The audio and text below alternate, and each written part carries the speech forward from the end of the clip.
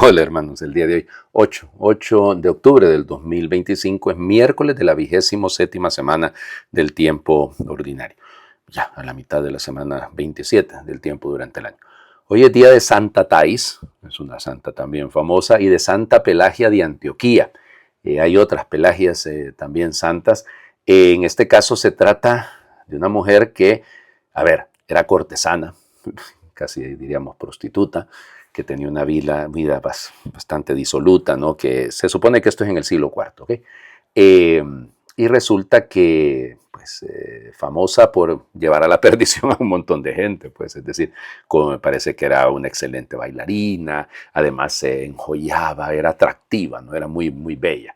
Y resulta ser que, bueno, eso dicen los biógrafos, que escuchando predicar a un obispo en una asamblea cristiana, pues entró y se quedó conmovida con el tema este de Dios misericordioso, del Dios que sabe perdonar, de Dios que nos está buscando, que nos ama.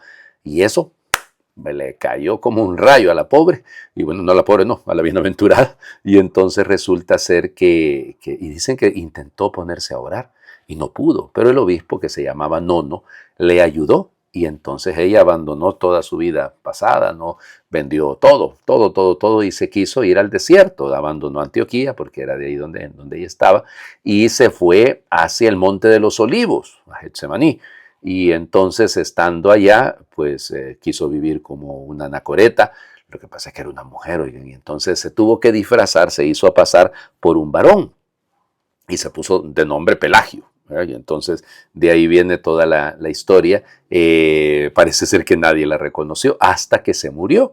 Y muchos la buscaban y la miraban y le admiraban porque ella, era sumamente sabia y con un sentido muy particular del encuentro con Dios. Y entonces cuando la encontraron, pues se dieron cuenta de que era, bueno, por sus muchos sacrificios, ¿no? Realmente su vida al final fue ejemplarísima, ¿no?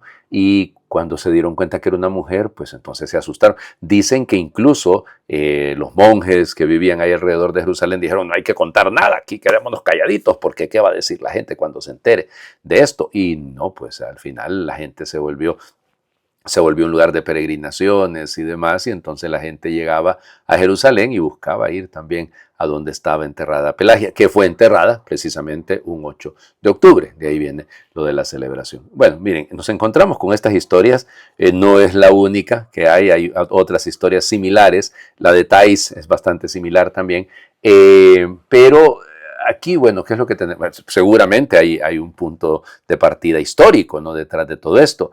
Pero aquí lo ejemplar es lo que tenemos que buscar. Alguien que es capaz, o sea, que no hay estado ni situación de vida que esté lejos, que no sea susceptible de la misericordia de Dios. Más o menos por ahí tendríamos que irnos todos. O sea, es decir, pues sí, alguno pensará, bueno, pero yo nunca he llegado a esta vida así tan disoluta, tan cortesanal, yo no sé cómo llamarlo. Pues sí, bendito sea el Señor, pero eso no significa que usted tiene menos o más ventajas, no, ninguna.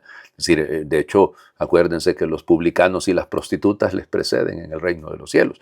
Entonces, una persona que experimenta el amor de Dios, no que lo conoce, no que lo sabe cerebralmente, sino que lo experimenta, claro que cambia, no tiene actitudes distintas. Bueno, terminamos de leer el libro de Jonás, es una situación bastante dolorosísima, si lo quieren, cómo termina. Jonás capítulo 4, versículos del 1 al 11. Jonás se disgustó mucho de que Dios no hubiera castigado a los habitantes de Nínive. E irritado, oró al Señor en estos términos. Señor, esto es lo que yo me temía cuando estaba en mi tierra, y por eso me di prisa en huir a Tarsis. Bien sabía yo que tú eres un Dios clemente y compasivo, lleno de paciencia y de misericordia, siempre dispuesto a perdonar. Ahora, Señor, quítame la vida, pues prefiero morir a vivir. Pero el Señor le respondió, ¿crees que hay motivo para que te enojes? Jonás salió de Nínive y acampó al oriente de la ciudad. Allí construyó una enramada y se sentó a su sombra para ver qué pasaba con Nínive. Entonces el Señor Dios hizo nacer una hiedra que creció tan tupida que le daba sombra y lo resguardaba del ardor del sol. Jonás se puso muy contento por la hiedra. Pero al día siguiente, al amanecer, el Señor envió un gusano, el cual dañó la hiedra que se secó. Y cuando el sol ya quemaba, el Señor envió un viento caliente y abrasador. El sol le daba a Jonás en la cabeza y lo hacía desfallecer. Entonces Jonás deseó morir y dijo, prefiero morir a vivir. Entonces el Señor le dijo a Jonás, ¿crees que hay motivo para que te enojes así por la hiedra? Contestó él, sí, y tanto que quisiera morirme. Le respondió el Señor, tú estás triste por una hiedra que no cultivaste con tu trabajo, que nace una noche y perece la otra, y yo no voy a tener lástima de Nínive, la gran ciudad en donde viven más de 120,000 seres humanos, que no son responsables, y gran cantidad de ganado. Palabra de Dios, te alabamos, Señor. Ya les digo, el sarcasmo detrás de esto. Entonces el mundo judío capaz de reírse de sí mismo, el único judío de todo el relato, ya les decía ayer y anteayer, es un soberbio, es una persona que, bueno, tan difícil, ¿no? Jonás es una persona difícil, pero es la imagen de muchos, ¿no? Que se queja porque el Señor es bueno y es clemente y es misericordioso. Eso es lo que yo me temía, Señor. No vale la pena vivir, quítame la vida. Vaya, imagínese usted. O sea, su fracaso es que no castiguen a Nínive cuando lo que le dijeron era que predicara para que Nínive se salvara. Entonces, ¿qué es esta contradicción? Miren, este Jonasito es el ejemplo vivo de los que, ¿cómo les diría? No se queda bien con ellos nunca. O sea, nunca. No, es imposible. Es decir, así como decía, ¿se acuerdan el Evangelio hace algunos días? Aquello de los niños que tocan en la plaza tocamos canciones alegres y no bailaron, tocamos elegías y no lloraron. Es así, ¿no? Jonás es la figura del inconforme, del egoísta, del egocéntrico, ególatra, que no es capaz de, hombre, hay que pensar en los otros, hombre, Jonás, qué bárbaro. Y se enoja porque Dios no hace lo que su capricho dice. Y algunos de nosotros tenemos esas actitudes, tal vez no es ese extremo, pues, pero vamos, pero que hay actitudes así, las hay, ¿no? Nos molesta este Dios tan bueno, nos molesta este Dios que es capaz de perdonar. Nosotros, yo no perdonaría, pero el Señor sí perdona. Y entonces ya ven el caso de Pelagia, ¿no? Cualquiera diría, esa señora con esa vida que ha llevado, Dios mío, ¿quién? Bueno, pero Dios es capaz de transformar los corazones. Lo que parece imposible para los hombres, para Dios es posible.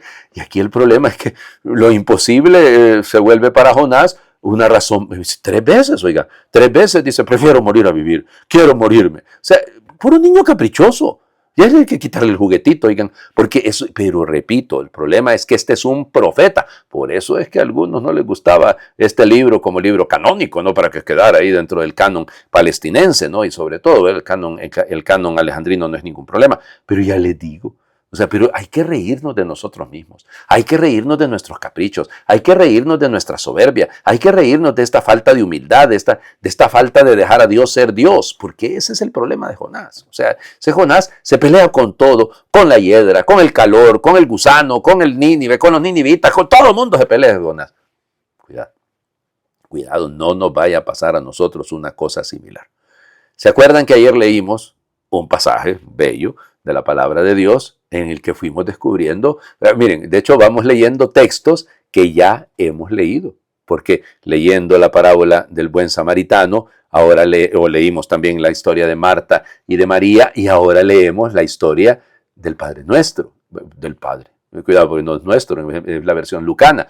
Entonces fíjense, Lucas capítulo 11, versículos del 1 al 4. Un día Jesús estaba orando y cuando terminó uno de sus discípulos le dijo, Señor, enséñanos a orar como Juan enseñó a sus discípulos. Entonces Jesús les dijo, cuando oren digan, Padre, santificado sea tu nombre, venga tu reino. Danos hoy nuestro pan de cada día y perdona nuestras ofensas, puesto que también nosotros perdonamos a todo aquel que nos ofende, y no nos dejes caer en la tentación. Palabra del Señor. Gloria a ti, Señor Jesús.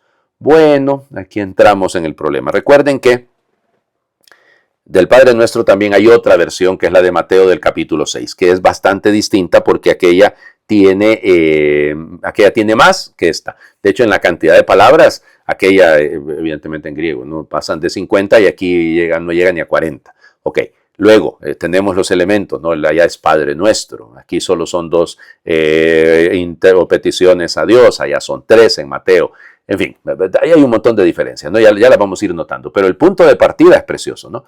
Estaba Jesús orando en un lugar, en un cierto lugar. Jesús estaba orando. Entonces, fíjense, el punto de partida de la petición del discípulo, enséñanos a orar, es el ejemplo de Jesús.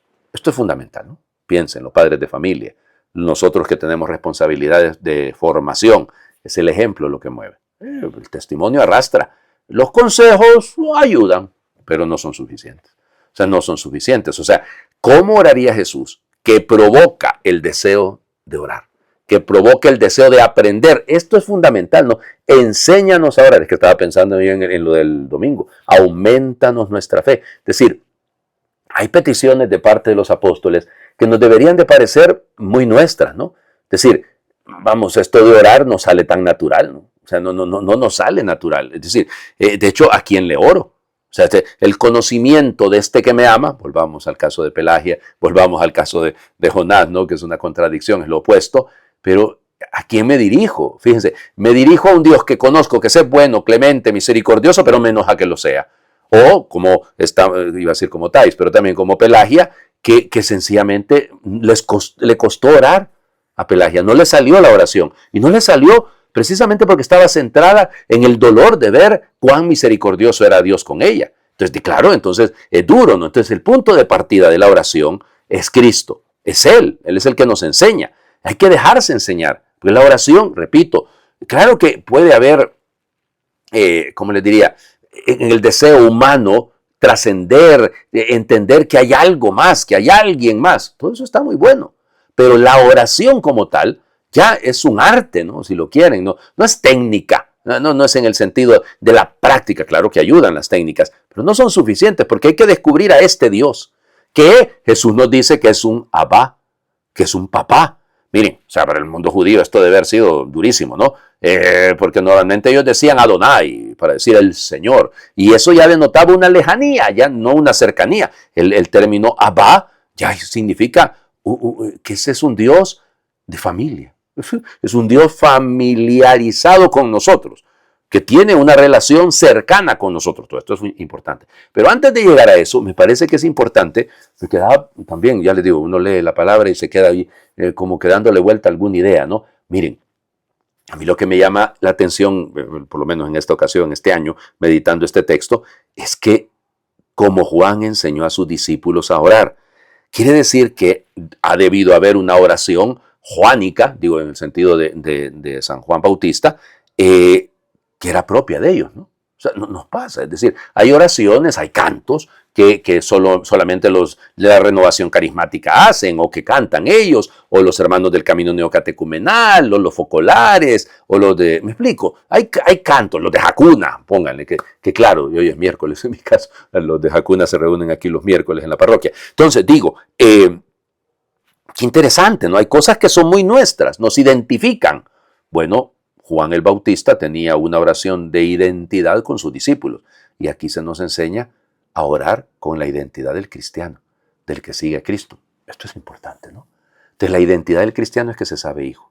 Y por eso su oración es proseujomai, es decir, es dirigirse a Dios deseándolo.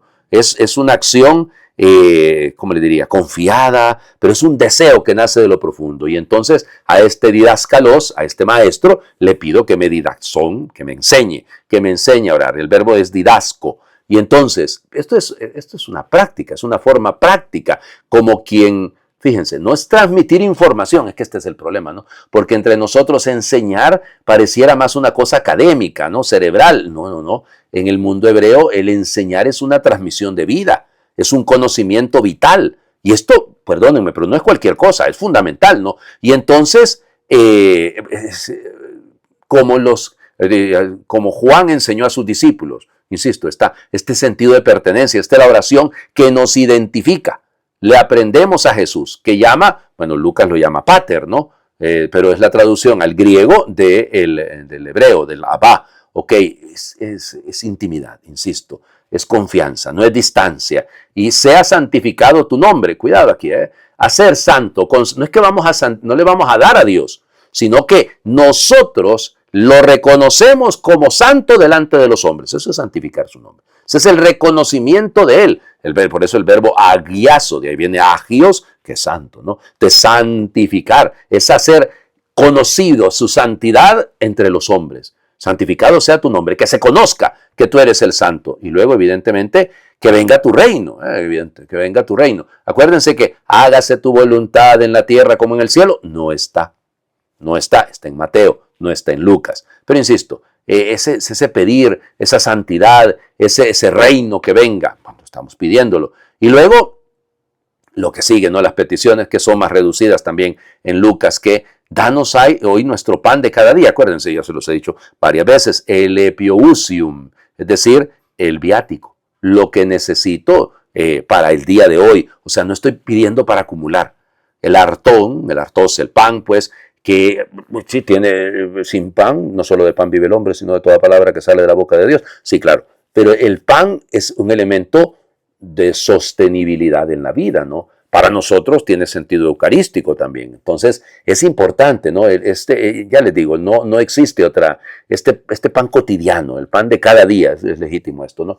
Bueno, y luego, cuidado con la idea, ¿no? Por eso me tengo que saltar por el tiempo, ¿no? Lo que sí, perdónanos nuestros pecados porque también nosotros perdonamos a los que nos deben. Fíjense la distancia, la diferencia, ¿no? Le pido perdón a Dios, pero yo le debo al hermano.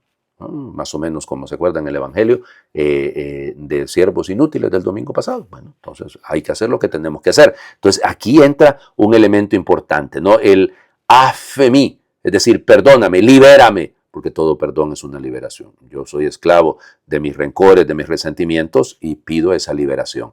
Y de la hamartía, ¿no? Del pecado. Bueno, y luego, fíjense, no me dejes caer en la tentación. O sea, no nos introduzcas, no lo permitas. Este peirasmón es una prueba, es una prueba. Y líbranos del mal no está. El líbranos del mal no está en la versión lucana. Entonces, fíjense, ¿qué es lo que está detrás? Así lo tenemos que ver. Se trata de que la oración es un dinamismo de amor, pero se aprende, se enseña, y esto es fundamental. Y enseñarlo vitalmente, para que el encuentro con aquel que nos ama, que es nuestro Padre, que es nuestro Abba, nos lleve a todo lo demás. A dar a conocer su nombre, a pedir que venga a su reino y comenzar a trabajarlo, a darnos cuenta que no necesitamos más de lo que hoy concretamente debemos aprender a disfrutar y a compartir, a buscar el perdón porque yo tengo deudas, porque yo realmente le debo a mi hermano corresponderle a él como Dios me corresponde a mí o como Dios actúa conmigo, y que me aleje de la tentación, de ese peirasmón, a mí me gusta esa palabra, porque es la prueba realmente. O sea, es el momento en el que las cosas exigen, ¿no? Y esa exigencia es legítima. Les invito a hacer oración, es más o menos una adaptación, digamos, al revés. En lugar de decirle nosotros, Padre nuestro, Él nos dice, Hijo mío, que estás en la tierra, haz que tu vida sea el mejor reflejo de mi nombre. Adéntrate en mi reino en cada paso que des, en cada decisión que tomes, en cada caricia y cada gesto. Constrúyelo tú por mí y conmigo. Esta es mi voluntad en la tierra y en el cielo. Toma el pan de cada día, consciente de que es un privilegio y un milagro. Perdono tus errores, tus caídas, tus abandonos, pero haz tú lo mismo con la fragilidad de tus hermanos. Lucha por seguir el camino correcto en la vida, que yo estaré a tu lado. Y no tengas miedo, que el mal no ha de tener en tu historia la última palabra. Amén. Señor esté con ustedes y les bendiga a Dios, por intercesión de Santa Pelagia de Antioquía, el que es Padre, Hijo y Espíritu Santo, y su bendición descienda, les acompañe siempre. Muy feliz miércoles para todos.